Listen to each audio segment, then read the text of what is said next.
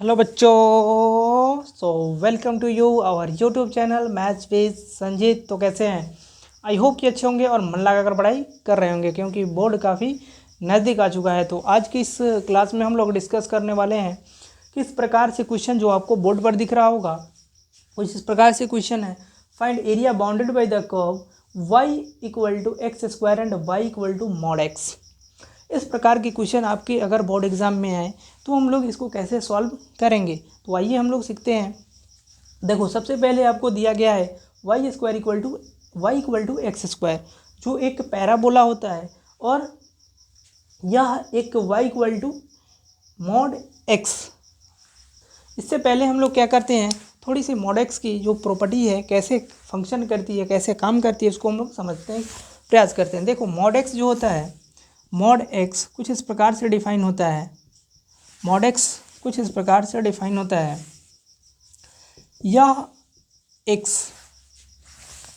अगर x positive है, अगर देखो यह वैल्यू एक्स होगी अगर एक्स पॉजिटिव है, अगर एक्स नेगेटिव होगी अगर एक्स की वैल्यू क्या हो, 0 से छोटा, मतलब नेगेटिव हो।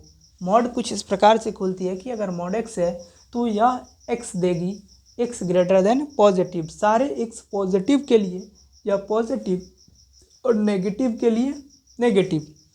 तो कुछ इस प्रकार से यह खुलता है।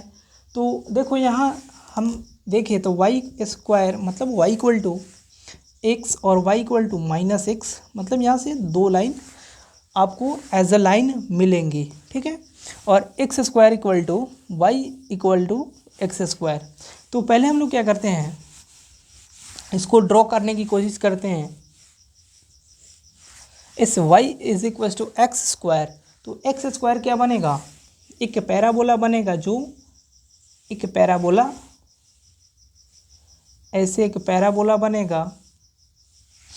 अब देखो यहाँ से y स्क्वायर एक्स स्क्वायर और y यहाँ से क्या है x, और y is equal to minus x. जब यह पॉजिटिव होगा तो y equal to x line आएगी, अगर यह नेगेटिव होगा तो y equal to minus x line. y equal to x line ऐसे पास करेगी, ऐसे, और किसके लिए, केवल और केवल पॉजिटिव नंबर, मतलब 0 से, ऐसे 0 से जितने भी पॉजिटिव हैं उसके लिए। अब देखो एक्स नेगेटिव है, मतलब 0 से ऐसे लाइन कुछ जाएगा ऐसे।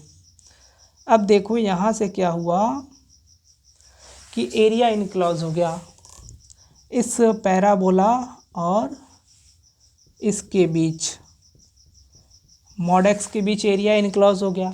अब देखो यह सिमेट्रिक होता है, मतलब जो एरिया, जितना एरिया यहाँ इनक्लोज हुआ उतना ही एरिया यहाँ। फिगर से आपको समझ नहीं आ रहा होगा, फिगर थोड़ा सा मतलब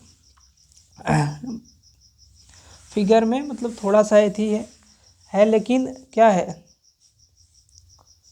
यहाँ जो एरिया मान लेते हैं ए है, तो इतना ये भी कितना है, ए।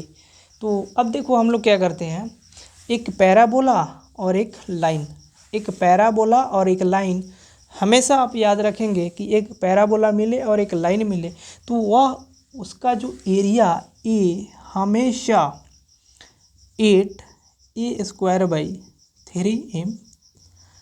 इतना ही होता है।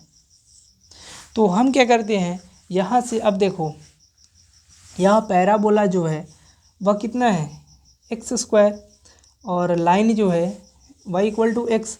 तो यहाँ से हम a और m की वैल्यू फाइंड आउट कर लेते हैं। a की वैल्यू कहाँ से आएगी, पैराबोला। तो पैराबोला में देखो यहाँ जो 1 है, 4a किसके बराबर है, 1, a इज इक्वल टू 1/4।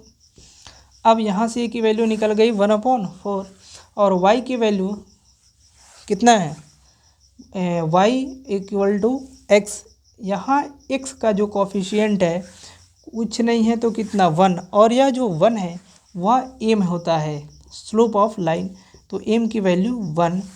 तो अब देखो हम डायरेक्ट यहाँ से पुट कर सकते हैं 8 इंटू 1/4, 1/4 का whole square divide by 3m whole cube.